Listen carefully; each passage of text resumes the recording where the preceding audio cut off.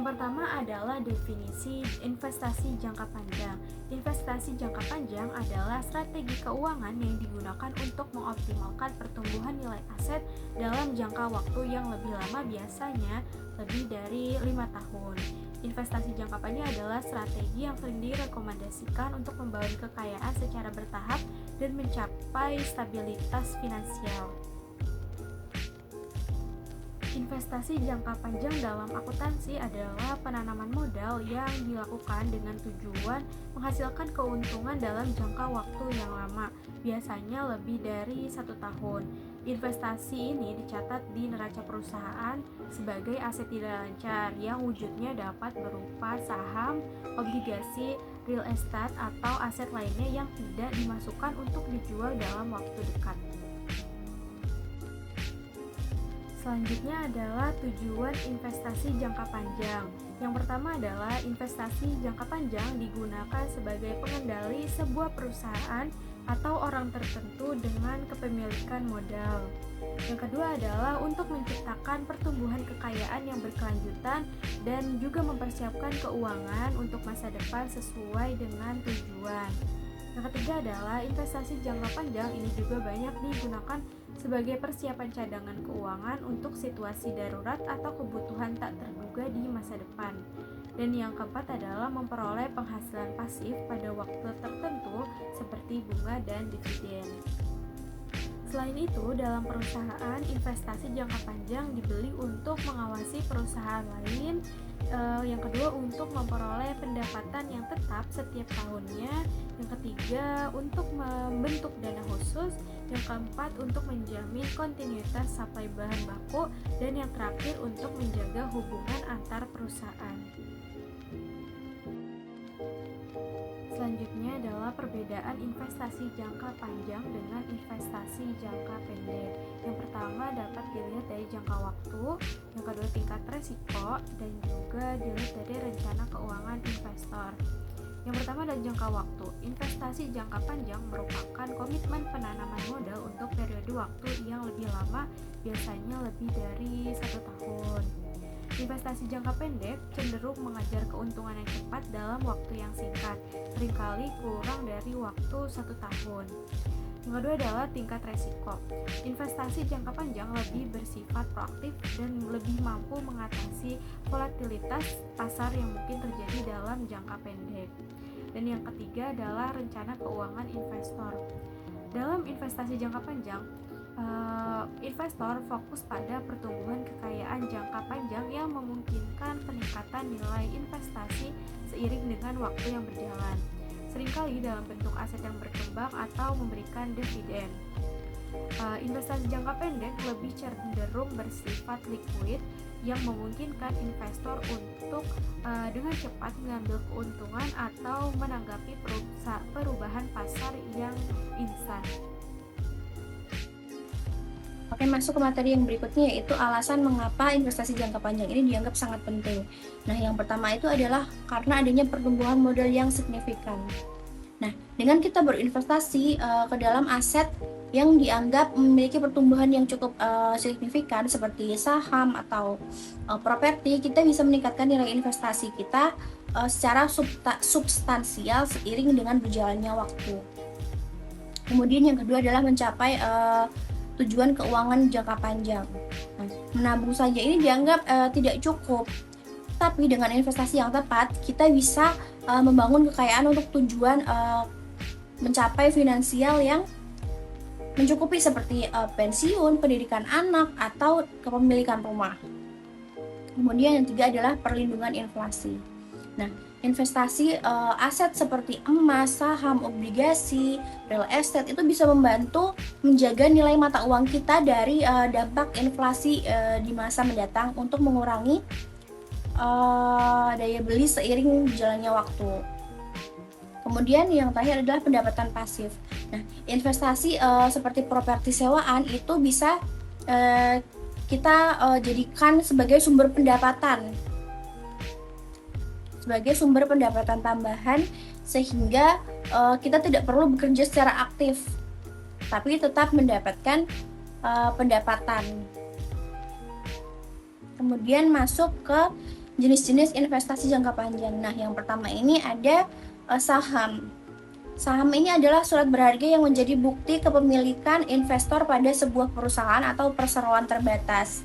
Nah, selain mendapat keuntungan dari dividen, investor saham ini juga memiliki peluang untuk mendapat profit lebih dengan jual beli saham pada pasar saham.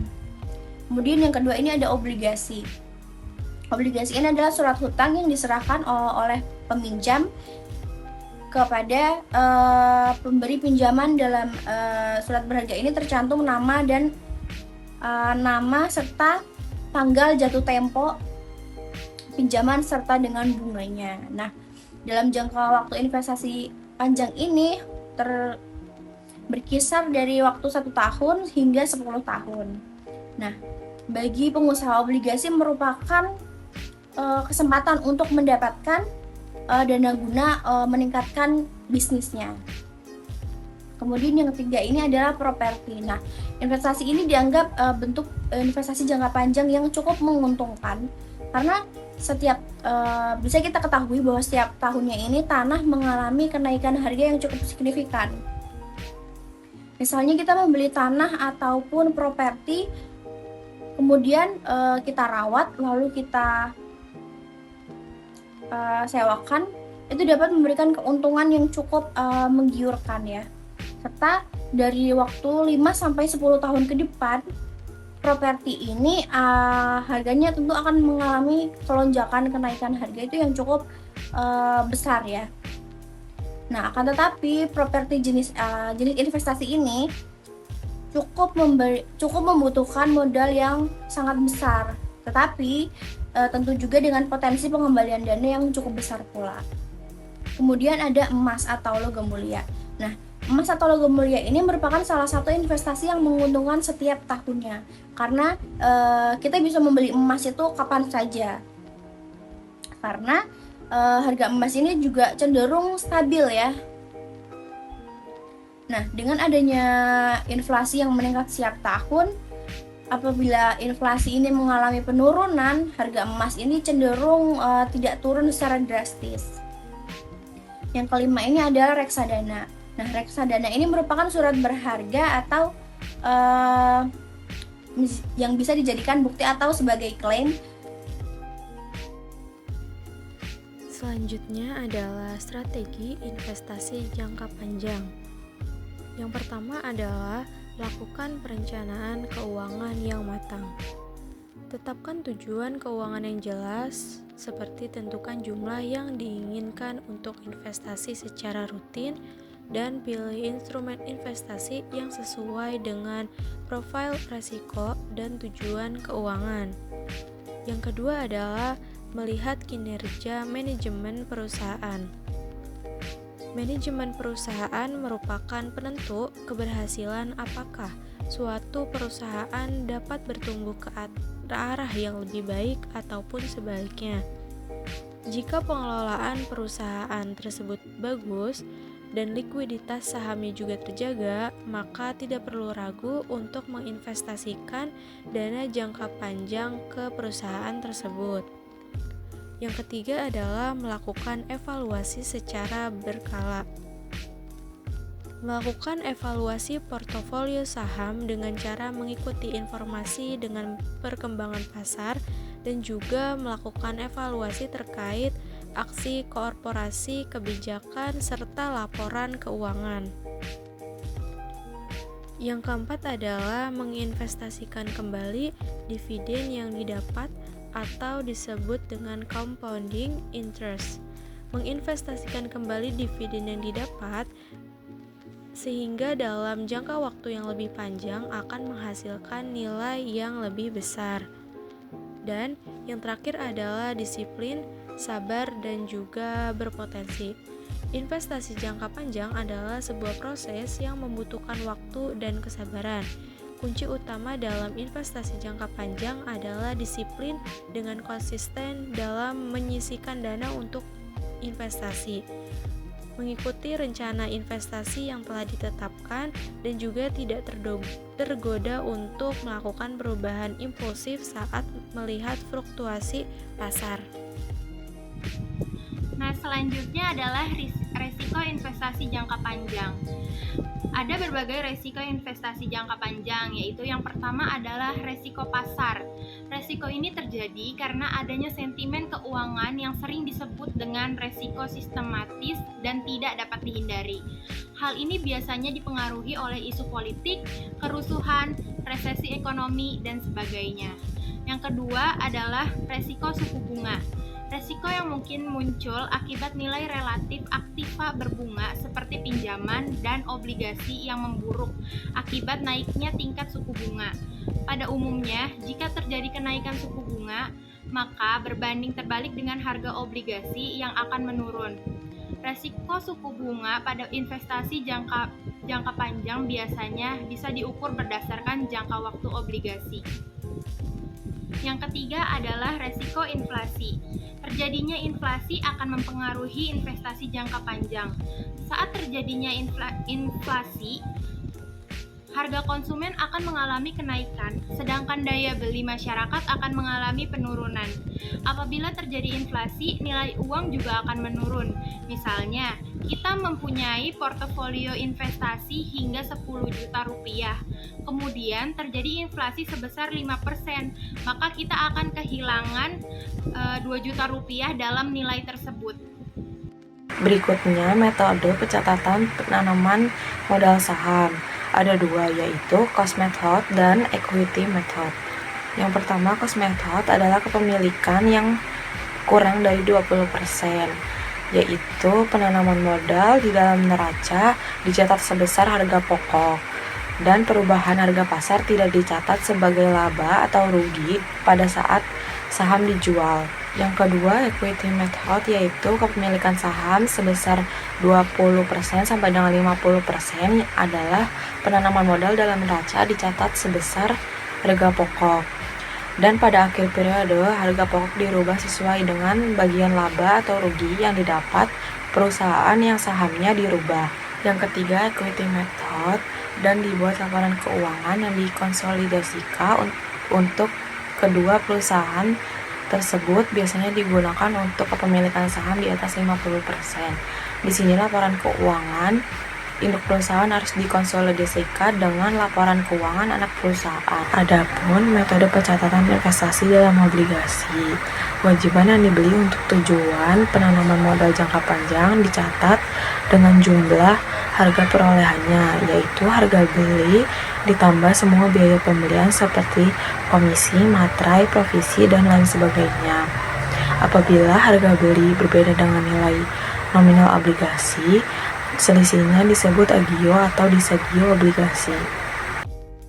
Selanjutnya, contoh soal dari investasi jangka panjang saham, yaitu pada 21 Mei 2019, PT Pesona Alam membeli 1 juta lembar saham dari PT Gempita Perdana dengan kurs sebesar 110%.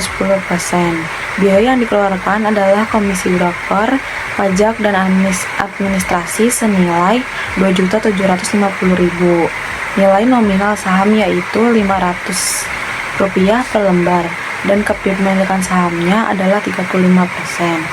Pada 31 Desember 2019, perusahaan memperoleh laba periodik atau laba bersih senilai Rp21.750.000. Diminta susun jurnal yang diperlukan. Penyelesaian biaya perolehan, yaitu dengan cara harga kurs dikali dengan saham yang dibeli dikali dengan harga per lembar saham, yaitu 110% dikali dengan 1 juta dikali dengan Rp500, yaitu 550 juta. Selanjutnya, tidak hanya 550 juta, tapi masih ada biaya-biaya, yaitu biaya komisi, biaya pajak, dan administrasi sebesar Rp2.750.000. Sehingga biaya yang dikeluarkan untuk memperoleh 1 juta saham yaitu sebesar Rp552.750.000. Selanjutnya, menghitung nilai investasi saham. yaitu harga perolehan ditambah dengan laba investasi. Laba investasi didapat dari persentase kepemilikan dikali dengan laba bersih, yaitu 35% dikali dengan 21.750, maka didapat 7.612.000. Maka nilai investasi saham yang diperoleh yaitu 560.362.500. Catatan jurnal perolehan yaitu investasi jangka panjang di debit dan kasnya di kredit. Sedangkan pembagian laba bersih yaitu jurnalnya investasi jangka panjang di debit dan pendapatan investasinya di kredit.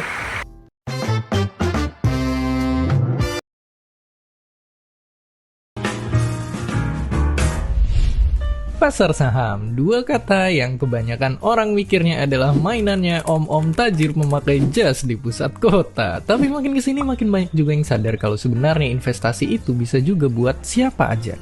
Kita sendiri, tetangga, dan tentunya si teman kita yang tiap hari kerjanya update grafik di sosmed. Oke, mungkin kita udah sering dengar berbagai cerita tentang ini. Tapi sebenarnya simpelnya banget, gimana sih caranya pasar saham bekerja? Untuk ngejawab itu, kita mesti ngerti dulu kalau pasar modal, yang sering kita sebut pasar saham itu emang beneran kayak pasar. Kita yang datang ke pasar sebagai pembeli adalah investor yang siap transaksi. Di dalamnya ada banyak toko yang jualan berbagai produk. Dan kayak di pasar juga, para penjual toko sebenarnya banyak yang jualan produk yang sama, tapi biaya belanjanya beda-beda tipis. Dan kalau lihat sekeliling, di pasar itu ada barang yang laku banget sampai harganya melangit. Dan ada juga yang gak laku-laku sampai harganya turun terus. Dan ya, inilah gambaran harga saham yang naik turun.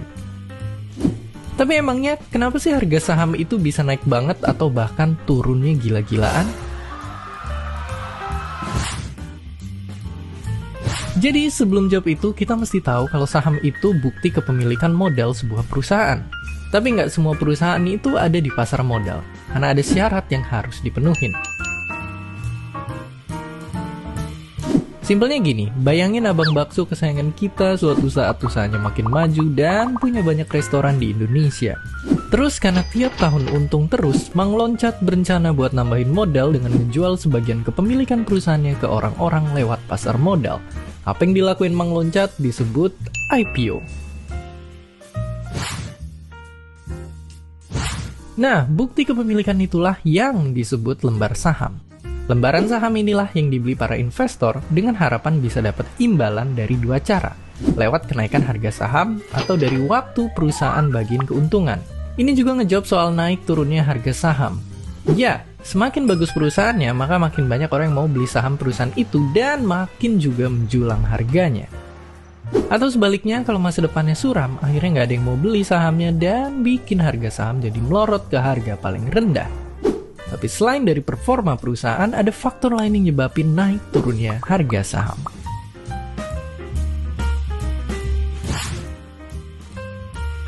Dan itulah gambaran besar saham di bawah 5 menit. Tentunya banyak yang nggak bisa diceritain dalam waktu singkat. Investasi saham emang bisa ngasih keuntungan besar, tapi di sisi lain juga punya resiko yang nggak kalah menakutkannya. Jadi sekarang nggak perlu jauh-jauh ke pasar modal buat investasi kalau emang belum siap, karena kata investor yang satu ini, investasi ke diri sendiri adalah cara buat ngasilin keuntungan yang paling besar. Dan seperti biasa, terima kasih.